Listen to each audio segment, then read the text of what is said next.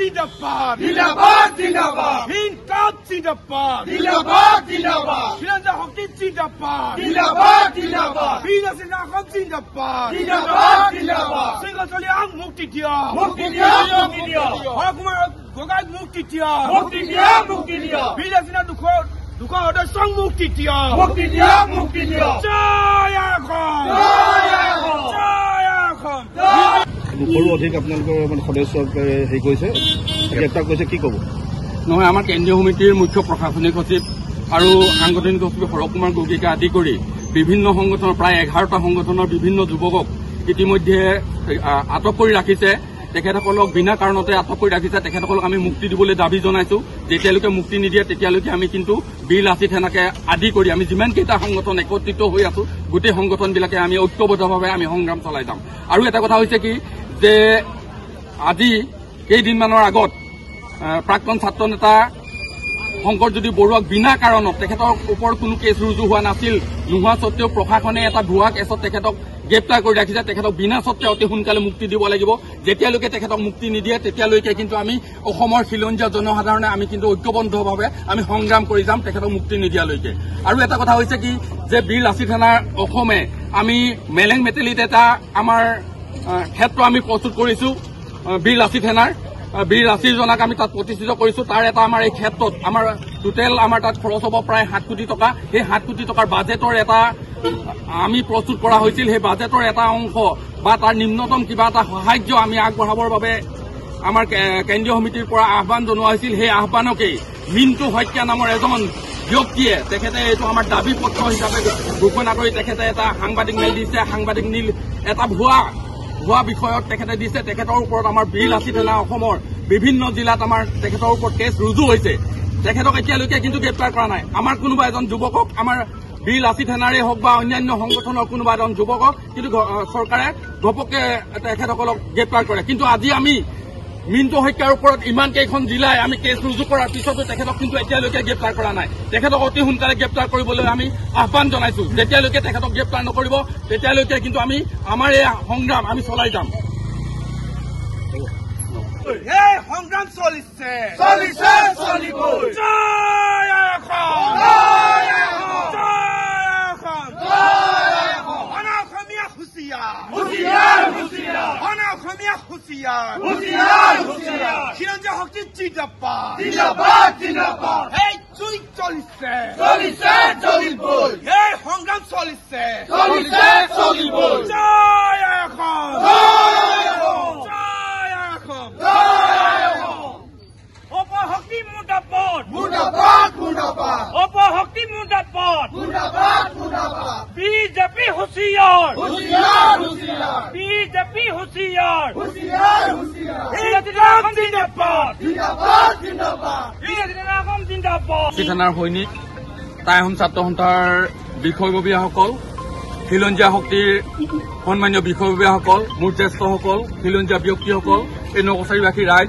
আপোনালোক সকলোকে বীৰ লাচিত সেনা অসমৰ তৰফৰ পৰা আন্তৰিক শ্ৰদ্ধা আৰু শুভেচ্ছা জ্ঞাপন কৰিছো যে অসমত যি এক পৰিস্থিতি হৈছে এই পৰিস্থিতিৰ বিষয়ে আমি আপোনালোক সকলোৱে অৱগত তথাপিতো আমি কওঁ যে এটা অপশক্তিয়ে আমাৰ যি খিলঞ্জীয়া শক্তিক আমাক গ্ৰাস কৰিব ধৰিছে যে অপশক্তিৰ চাৰিওকাষৰ পৰা আহি আমাক হেঁচা মাৰি ৰৈছে এই অপশক্তি আমি কেনেদৰে বিনাশ কৰিব পাৰিম আৰু এই অপশক্তিৰ বিপক্ষে আমি বীৰ লাচিত সেনাকে প্ৰমুখ্য কৰি আমি খিলঞ্জীয়াত যিমান শক্তি আছো আমি সকলোৱে একেমুঠে আমি আন্দোলনৰ কাৰ্যসূচী ল'ম এই কাৰ্যসূচীত আমাৰ অবিৰত হৈ থাকিব আজি আমাৰ কেন্দ্ৰীয় সমিতিৰ মুখ্য প্ৰশাসনিক সচিব সাংগঠনিক সচিবকে প্ৰমুখ্য কৰি প্ৰায় 250 আমাৰ সদস্যক বিনা কাৰণতে তেখেতসকলক কাৰাৰুদ্ধ কৰি ৰাখিছে গ্ৰেপ্তাৰ কৰিছে তেখেতসকলক আটক কৰিছে তেখেতসকলক বিনা সত্ত্বে মুক্তি দিব লাগিব আজি ভুৱা কেছ জাপি দি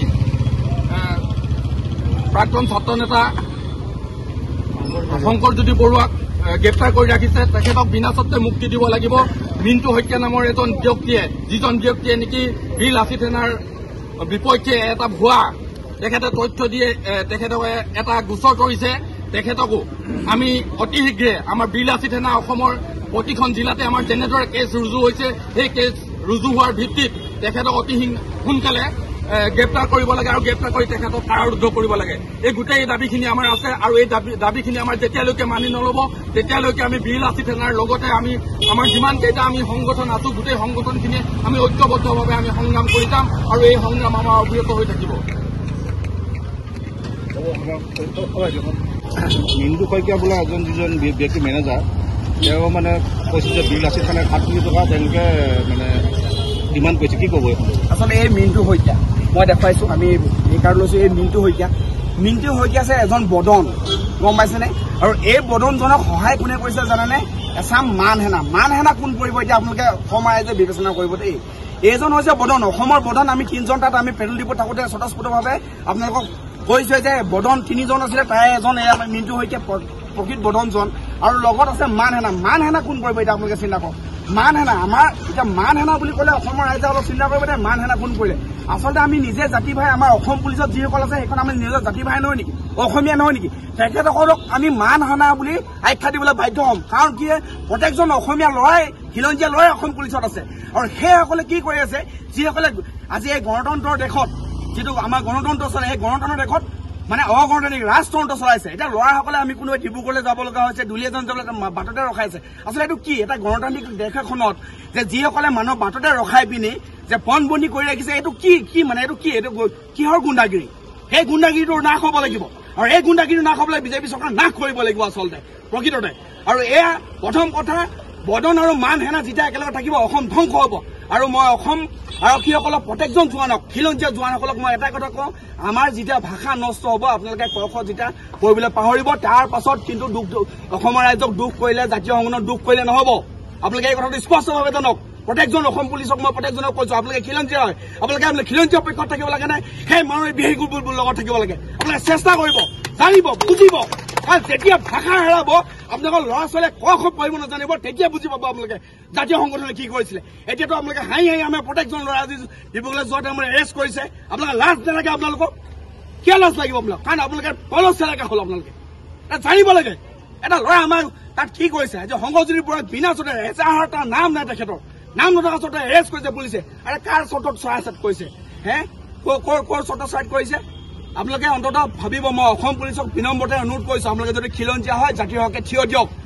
এই জাতিৰ হকে যদি থিয় নিদিয়ে এটি নিজৰ মুখৰ ভাষা হেৰাব আপোনালোকৰ কাৰণে। কাৰণ আপোনালোকৰ চৰ্ত ছায়াত আমাৰ এই জাতিটো ধ্বংস হ'ব প্ৰথম কথা। গতিকে আপোনালোকে নিজকে এবাৰ হুৱাই ল'ব, নিজকে চিকুটি চাব। যদি ভাষা হেৰাই আপোনালোকে কলমে লিখিব নোৱাৰিব নিজৰ নামটো অসমীয়াত। এই কথাটো অসম আৰক্ষীয়ে জানিব লাগিব। প্ৰত্যেকটো আদেশ অনুসৰি অন্ততঃ কিছুমান সেইবিলাক যাৰ নামৰ এজাহাৰ নাই সেইজনক এৰেষ্ট কৰিছে, শৃংখল চৰিয়াক পণবন্দী কৰিছে। আপোনালোকে আমাৰ 200ৰ ওপৰত ল'ৰাক পণবন্দী কৰিছে। কি স্বাৰ্থত? কি আছে? আৰে গাড়ীতে যাতায়াত কৰিব নোৱাৰিব নেকি ৰাস্তালৈ? আজি দুলীয়াজনে যাব নোৱাৰিব নেকি? ক'ত বাধা আছে? কি কথা আছে? আৰু এনেকুৱা নচলিব, এনেকুৱা ফেচিছবাদী নচলিব। মই এই কথাটো কৈ ৰাখিছো।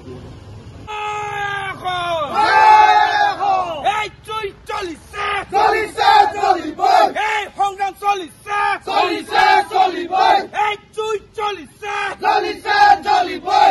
সংগ্ৰাম চলিছে। খিলঞ্জীয়া ঐক্যশক্তি জিন্দাবাদ, খিলঞ্জীয়া ঐক্যশক্তি জিন্দাবাদ। সংঘজ্যোতি মিণ্টু শইকীয়াক অতি শীঘ্ৰে গ্ৰেপ্তাৰ কৰক। কেন্দ্ৰীয় সমিতি বিষয়ববীয়া বিনা চৰ্তে মুক্তি দিয়ক। কেন্দ্ৰীয় সমিতি বিনা চৰ্তে মুক্তি দিয়ক। তুমি যদি অসমীয়া